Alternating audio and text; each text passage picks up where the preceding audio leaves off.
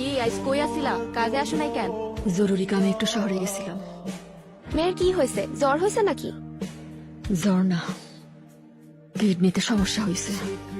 দরকার হলে তো গরিব মানুষের কিডনিও বেচতে হয়, কিন্তু ভগবান তো আমগো সেই কিডনিতেই রোগ দিছে। সারাদিন কাম কইরা খাওয়ানি জোগাড় হয় না, আর চিকিৎসা কেমনে করামু? তাই ভাবছি আমার স্বামী যেখানে কাম করতো সেইখানে কিছু জায়গা বর্গা নিব। কিন্তু তুমি একলা একলা কেমনে চাষ করবা? মাইয়ার জন্য সব করতে পারবো, এখন যাই। আমাগো জীবন থেকে দুঃখ যাইব না। আমি তো মাইয়া মানুষের কাছে খেত বর্গা দিই না, কিন্তু তোমার বিপদের কথা শুনে তোমার মানা করতে পারতাছি না গঙ্গা। তোমার জামাই যতদিন আমার কাজ করছে তার উপর আমার অনেক ভরসা ছিল।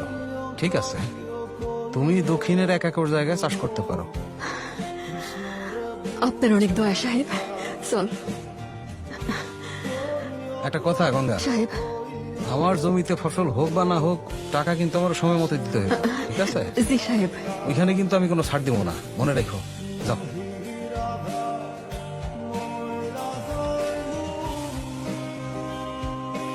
কি বলছো কোচ?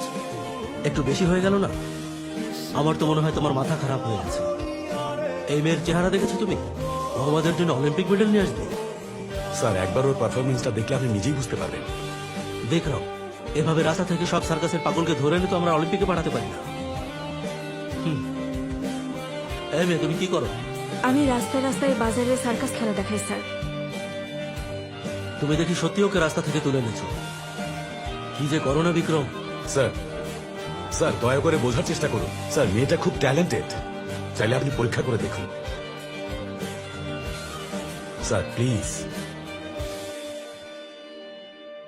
ওকে বিক্রম, এখন আমার একটা বোর্ড মিটিং আছে, শুরু হতে 10 মিনিট বাকি। কিন্তু মিটিং রুমে চাবিটা বাড়িতে রেখে এসেছি। গাড়িতে গিয়ে আনতে 20 মিনিট সময় লেগে যাবে, কিন্তু হাতে সময় আছে 10 মিনিট। এই মেয়ে, তুমি রাঙা কলোনি চেনো?